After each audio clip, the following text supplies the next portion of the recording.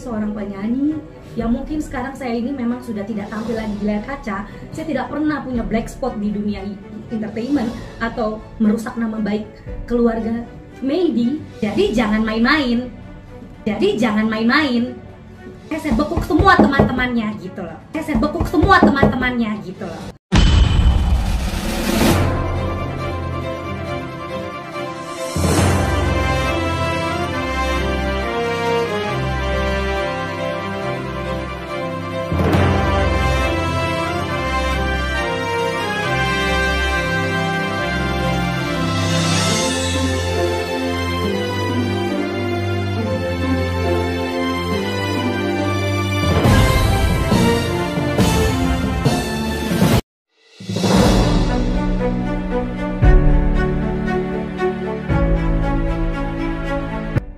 Kuasa hukum Cikita Meidy laporan pencemaran nama baik belum masuk penyidikan. Pada Jumat, 27 September 2024, penyanyi dan pebisnis Cikita Meidy, didampingi kuasa hukum dari Rewo Law Firm, Adam Barkas Setiadi, SH, MKN, dan Reki Endarwijanarko, SH, MH, CLA, menggelar konferensi pers di Geraha STR, Jalan Ampera, Jakarta Selatan. Dalam kesempatan tersebut, Cikita Meidy memberikan klarifikasi terkait laporan pencemaran nama baik.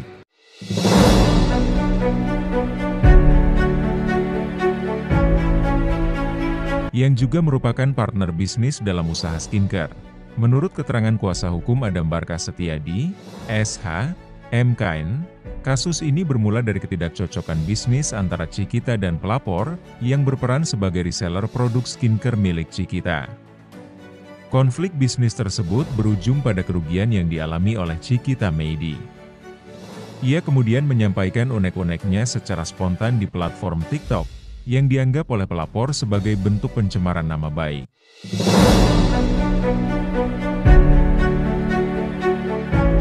Adam Barkas menjelaskan bahwa kliennya tidak memiliki niat untuk mencemarkan nama baik pelapor. Pernyataan tersebut, katanya, hanya sebagai bentuk ungkapan kekecewaan terkait kerugian bisnis yang dialami Cikita. Pernyataan di TikTok itu tidak direncanakan untuk menjelek-jelekan, hanya menceritakan pengalaman bisnis yang merugikan, ujar Adam. Ia juga menambahkan bahwa hingga saat ini, laporan pencemaran nama baik tersebut belum masuk tahap penyelidikan di Polda Metro Jaya. Sudah 2 minggu.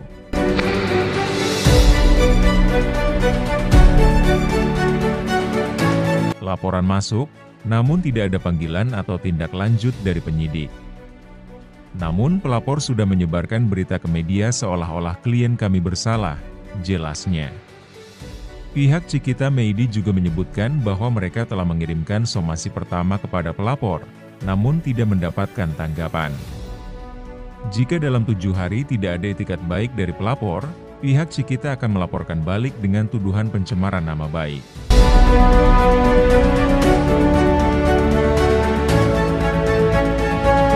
Di sisi lain, Cikita Meidy mengungkapkan bahwa dirinya merasa dirugikan secara moral dan material akibat tuduhan pencemaran nama baik ini. Ia menjelaskan bahwa pertemanannya dengan pelapor sudah renggang sejak 2018 dan upaya untuk memperbaiki hubungan yang dilakukan pelapor pada 2021 tidak berjalan dengan baik. Saya merasa bisnis skincare saya hancur dan nama saya tercemar akibat tindakan pelapor. Apalagi sekarang saya sudah berkeluarga, jadi dampaknya juga memengaruhi keluarga saya, jelas.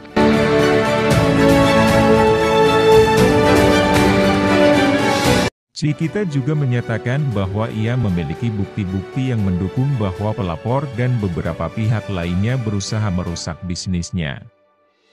Saya sudah mengumpulkan bukti selama 6 tahun. Ini bukan hanya tentang saya, tapi juga soal rezeki keluarga saya.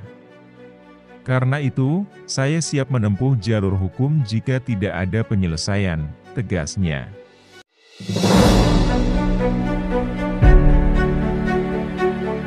Sampai saat ini, pelapor belum memberikan pernyataan resmi terkait konferensi pers ini. Namun, pihak pelapor sebelumnya menyebut bahwa tindakan Cikita di TikTok telah mencemarkan nama baiknya, sehingga mereka memilih jalur hukum. Kasus ini masih dalam tahap awal dan belum ada keputusan resmi dari pihak berwenang.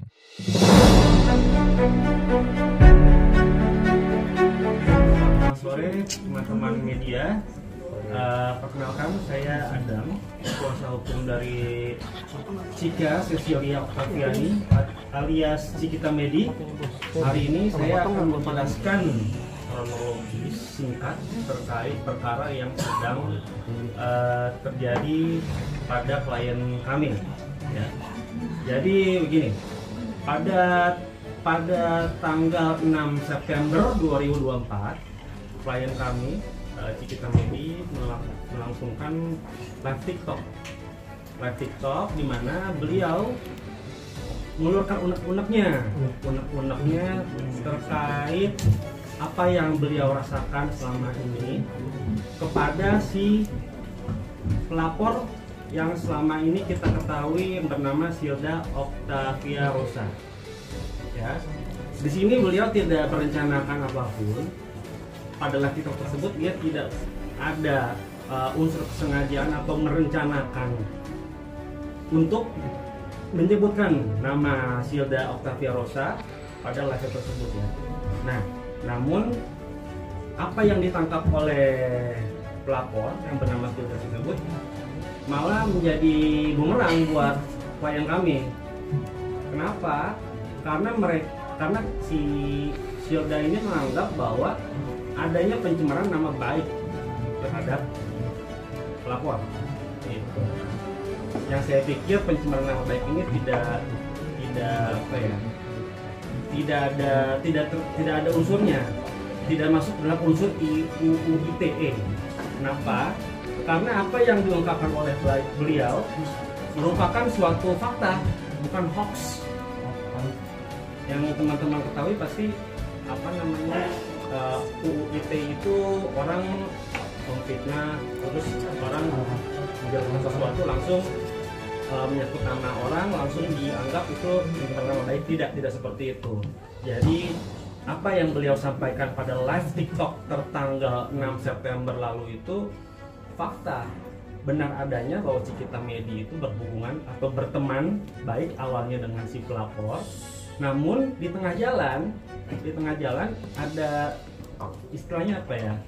Ada clash gitu terkait bisnis Cikita Medi yang kita anggap disabotase oleh si pelapor itu gitu. Nah, justru yang kami anggap pencemaran nama baik itu adalah Silda kepada klien kami. Kenapa? Dia membuat laporan polisi di Polda tertanggal 12 September 2024 lalu yang belum ada landasan hukumnya, belum dilakukan penyidikan, namun dia sudah mengundang wartawan, mengagendakan wartawan untuk melakukan preskon itu. Nah, justru mereka itu yang melakukan pencemaran nama baik. Nah, sekarang saya mau nanya ya sama teman-teman ya. Saya dapat screenshot di Instagramnya beliau, si pelapor, surat kuasa khusus ini ya. Surat kuasa yang teman-teman ketahui nih, saya nanya sama teman-teman, kalau misalnya orang melakukan pelaporan ke kepolisian, dia disebut apa? Pelapor apa terlapor? Pelapor. Pintar. Nah, di sini saya ada sedikit kejanggalan terkait kedudukan hukum dari si Silda ini sebagai pemberi kuasa kepada lawyernya. Boleh teman-teman lihat, untuk mendampingi dan memberikan bantuan hukum dan membuat LP serta melakukan tindakan hukum lainnya untuk kepentingan pemberi kuasa untuk didengar keterangannya sebagai saksi terlapor. Ya, bisa di zoom in. Dari sini aja udah jelas. Dia bikin kuasa itu gimana? Kita mau apa ya istilahnya? Kita bingung kedudukan hukum si pelapornya terlapor pelapor gitu loh. Paham kan teman-teman ya? Gitu. Nah, Kemudian poin selanjutnya yang mau saya sampaikan terkait LP yang beliau buat pada tanggal 12 September itu tidak pernah kami terima sampai detik ini, ya. Undangannya tidak pernah kami terima sama sekali. Yang ada kami mensomasi Silda Octavia Rosa kemarin, ya. Ini bukti somasinya. Tunjukkan di media. Iya, sebentar. Ini kami sudah somasi dia. Ini isi somasinya. Di mana isi somasi itu menyebutkan bahwa kami mengundang Silda Octavia Rosa untuk mengklarifikasi atas apa yang menjadi laporannya di Polda. Namun tidak ada jawaban somasi, tidak ada respon sama sekali. Ya itu, sangat saya sayangkan gitu loh. Jadi sekarang saya sih hanya hanya menunggu itikat baik dari Silda sebelum saya melakukan somasi kedua. Saya layangkan somasi kedua. Jika somasi kedua itu sudah kami layangkan namun tidak ada respon, tidak ada jawaban lagi, maka kami dengan terpaksa akan melaksanakan akan melakukan upaya hukum laporan balik. Gitu. Sudah dijelaskan sama partner Mas Adam. Sekarang mungkin ada yang disampaikan sama Mbak Kita sedikit ke media. Rasa kekecewaan atau gimana? Assalamualaikum warahmatullahi wabarakatuh. Waalaikumsalam warahmatullahi wabarakatuh. Selamat sore teman-teman media. Terima kasih banyak udah datang ke sini jauh-jauh, dan mohon maaf ya kemarin sempat menunggu ya karena banyak banget yang chat aku terkait hal ini, karena jujur aku taunya dari media juga gitu ya. Sangat disayangkan hal seperti ini tidak dimusyawarahkan terlebih dahulu gitu ya. Saya tahu dari media, dari teman-teman. Jadi maka dari itu saya butuh untuk silent, mengetahui sejauh mana laporan ini. Ternyata saya tidak menerima laporan tersebut. Dan mungkin media juga sempat menyaksikan preskon yang dilakukan oleh saudari. Saya jujur kecewa banget gitu ya, karena menurut saya hal seperti ini itu bisa dibicarakan baik-baik. Dan apa yang saya sampaikan di live streaming itu adalah fakta, didasari dengan bukti-bukti terkait yang saya sudah serahkan kepada tim kuasa hukum saya, Pak Regi dan Pak Adam dan rekan. Gitu. Itu aja sih. Kan terdengar lucu ya, merasa dicemarkan nama baiknya, padahal sebenarnya dugaan pencemaran nama baik ini ngebomnya ke saya. Gitu. Saya cukup tidak perlu harus membahas luka lama lagi, tapi at the end mungkin teman-teman bisa melihat gitu ya, banyak kerugian-kerugian yang ditimbulkan di sini akibat berita tersebut gitu. Paling itu saja teman-teman yang bisa saya sampaikan. Jadi kalau LP itu Mbak semua sah ya, tetapi LP itu harus ada syarat formil. Syarat formilnya apa? Itu belum dilaksanakan ini. Harus konsumasi dulu. Harus klarifikasi dulu kan sama Mbak Cikita, ternyata belum diklarifikasi, tahu-tahu buat LP.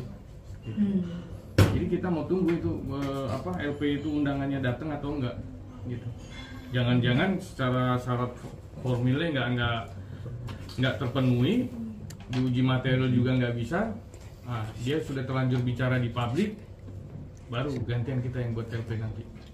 Harusnya kita juga minta bantu media juga untuk sampaikan ke khalayak umum bahwa harus ada asas keadilan kan gitu kan. Ini kan belum diadili, belum tentu benar. Jadi beritanya paling tidak tuh jangan terlalu menyudutkan Mbak Cikita gitu.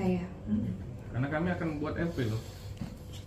Mungkin 1 minggu lagi kita buat LP. Tinggal tunggu. Pasal 27 Undang-Undang ITE sama pasal fitnah 311 sama 310 KUHP. Ancamannya kalau undang-undang ITE itu 6 tahun. Ya. Tapi kita lihat dulu sih etikat baik dari pihak. Dengan pihak sana sudah pakai jalan ini, ya oke, saya jabanin, gitu loh. Karena diselesaikan secara kekeluargaan sepertinya tidak bisa. Karena kalau kita bertegur sapa layaknya masih seperti berteman gitu ya. Tapi kayaknya kalau saat ini sih menurut saya ya, dengan bukti-bukti yang kuat, karena saya dengan kuasa hukum saya juga sudah mengumpulkan bukti gitu ya. Ini tidak hanya satu orang ya, ini banyak yang terlibat untuk membentuk kerugian bisnis saya. Ini banyak, tidak hanya si saudari itu, banyak saudari-saudari lainnya yang membantu gitu. Jadi ya kalau bisa itikat baiknya gitu ya, perbaiki nama saya gitu ya, yang sudah dia lakukan di tanggal 12 September tersebut dengan mengundang media secara sengaja. Itu tidak mungkin direncanakan dalam waktu semalam ya, tim. Tapi menurut saya ini tidak adil.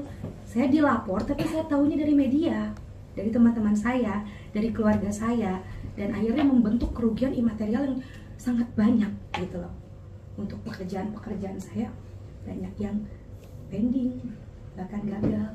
Ada berapa? Sejauh ini dari pihak saya sih ada 3 kontrak besar, karena saya dan suami saya bekerja di perusahaan yang berkaitan dengan kontraktor. Jadi itu gede banget gitu ya. Kalau untuk masalah bisnis saya ya, saya tahu rezeki itu pasti sudah disiapkan gitu ya. Tapi dengan kabar tersebut akhirnya banyak kontrak-kontrak yang dibatalkan sepihak. Gimana ya, karena itu teman ya, kita berpikir itu teman gitu ya, ternyata itu lawan. Hanya itu gitu. Jadi makanya kalau bisa dibicarakan baik-baik, kenapa tidak? Karena saya mengenal saudari gitu ya, saudari dan teman-temannya saudari tersebut itu adalah teman lama saya semua, yang semuanya akhirnya sudah ke tim sana gitu ya. Jadi ya kalau bisa tolonglah gitu kerjasamanya dikumpulkan juga, karena di sini kita ada bukti. Maka dari itu saya sangat-sangat ingin melapor balik gitu. Jadi saya jangan ditantang-tantang lah gitu. Karena ini masalah personal yang kena ke masalah ranah rezeki bisnis keluarga. Di sini saya berhak gitu loh untuk mendapatkan keadilan gitu ya. Jadi sudahlah, jangan bohong-bohong lah pihak sana. Gitu. Bikin beginian aja bisa salah. Ya kan, padahal kan tim sana juga punya kuasa hukum. Gitu. Yang melaporkan saya juga orang hukum, ya. Jadi ya udah kita selesaikan juga. Jadi kalau memang diawali dengan begini, ya saya teruskan gitu. Jadi ini nggak hanya pakai emosi, tapi di sini kita udah pakai akal sehat semua. Dan ya saya juga nggak berhenti gitu untuk konsultasi sama Pak Reki, sama Padam dan tim kuasa hukum lainnya untuk apa tindakan saya selanjutnya gitu. Karena menurut saya kalau saya tidak maju sekarang gitu, teman-teman akan percaya saya dipolisikan. Padahal saya masih aktif jualan di dunia streaming, aktif di skincare, aktif untuk bersama-sama menjadi couple-planner di perusahaan kontraktor suami saya gitu. Jadi semuanya ini udah kena gitu ya. Jadi ini yang membuat saya harus mengambil jalan ini gitu loh. Semua karena mereka sudah memulai dengan tim kuasa hukum dan sudah masuk ke ranah hukum, maka saya ikut dengan aturan mainnya. Karena Indonesia punya cara seperti ini, negara hukum, dan saya juga orang yang sangat kooperatif akan hal ini. Selama ini Cikita Medi seorang penyanyi yang mungkin sekarang saya ini memang sudah tidak tampil lagi di layar kaca. Saya tidak pernah punya black spot di dunia entertainment atau merusak nama baik keluarga Medi. Tapi dengan hal ini berarti saudari pelapor ini memang sudah ada mencemarkan nama baik saya gitu. Karena ya teman-teman yang hadir duluan kan, bukan teman-teman yang hadir di sana dan melihat beliau dengan tim kuasa hukumnya gitu ya, kalau dia lapor ke saya, mas saya nggak masalah gitu, ketemu dulu gitu. Makanya dari saya sendiri, saya juga konsultasi sama tim kuasa hukum saya. Oke, gimana stepnya? Secara hukum tuh kita harus apa dulu? Oke, somasi. Saya melakukan somasi, tapi 2 hari tidak direspon. Somasi tersebut sudah saya kirimkan, gitu. Saya ikutin aturan, ya, karena saya tahu saya berhadapan dengan orang yang mengerti hukum dan pihak yang melaporkan saya itu orang hukum, gitu. Jadi jangan main-main, gitu. Saya nggak pernah emosi sama dia, gitu. Dia tahu saya seperti apa, dan ibaratnya satu circle kok. Ya, kalau dia bermacam-macam dengan saya bekuk semua teman-temannya gitu loh. Karena teman-temannya ini yang menjadi masalah. Menurut saya, kalau bisa diikat baik, nggak perlu ada media, nggak apa-apa. Ya, saudari tinggal bertemu dengan saya, datang ke kantor, ya, REWP Lawyer Firm, bertemu dengan Pak Reki, saya dan Pak Adam dan tim kuasa hukum saya. That's it, saya nggak butuh apa-apa. Kalau dia mau, tapi kalau dia tidak mau, saya lapor balik. Gitu, teman-teman. Akun TikTok kan yang punya baca kita. Akun TikTok yang punya saya. Artinya subjek hukumnya sama aja lah, Bang. Untuk teknisnya semua yang jalankan Mas Adam. 7 hari terhitung sejak tanggal 24, seminggu setelah tanggal 24 kami akan kirimkan kembali somasi kedua. Jika tidak ada tanggapan lagi, tidak ada respon, tidak ada jawaban somasi dari pihak sana, kita dengan sangat terpaksa akan langsung melakukan pelaporan di Polda. Gitu. Mungkin cukup ya. Harus terima karena bukti sudah berbicara.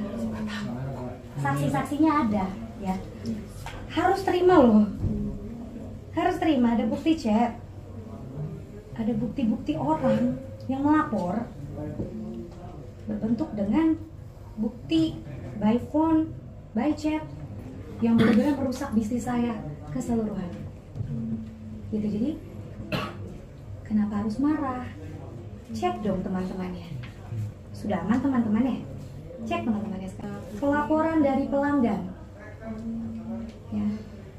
Karena kalau misalnya saya bicara lagi meluas nih, biarkan tim kuasa hukum saya yang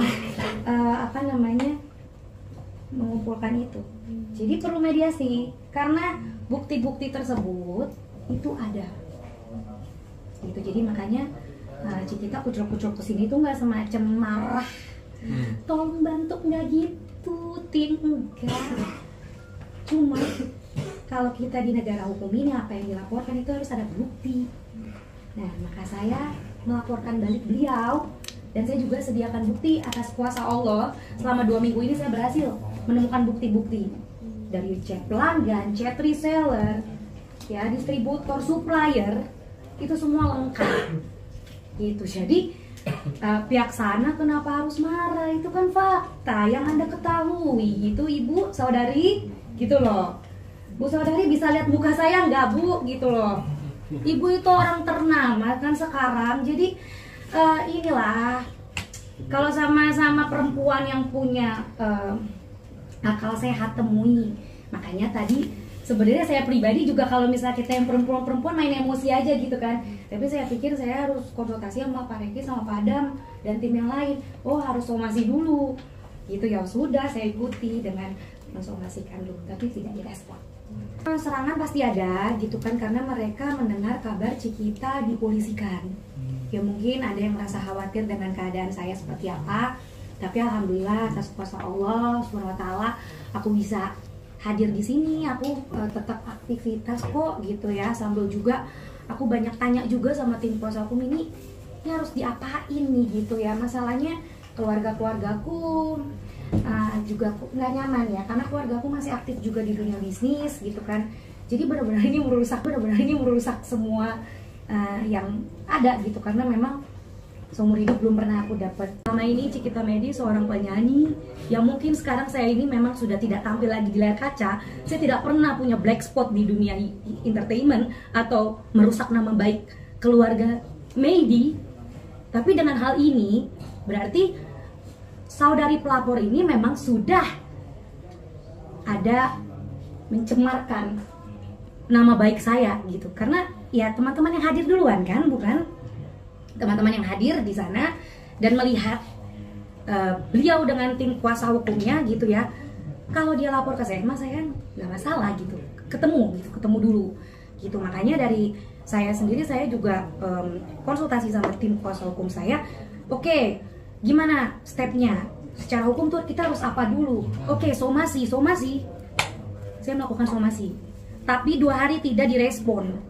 Somasi tersebut sudah saya kirimkan, gitu. Saya ikutin aturan, ya, karena saya tahu saya berhadapan dengan orang yang mengerti hukum dan pihak yang melaporkan saya itu orang hukum, gitu. Jadi jangan main-main, gitu. Saya nggak pernah emosi sama dia, gitu. Dia tahu saya seperti apa, dan ibaratnya satu circle kok, ya. Kalau dia bermacam-macam dengan saya bekuk semua teman-temannya, gitu loh.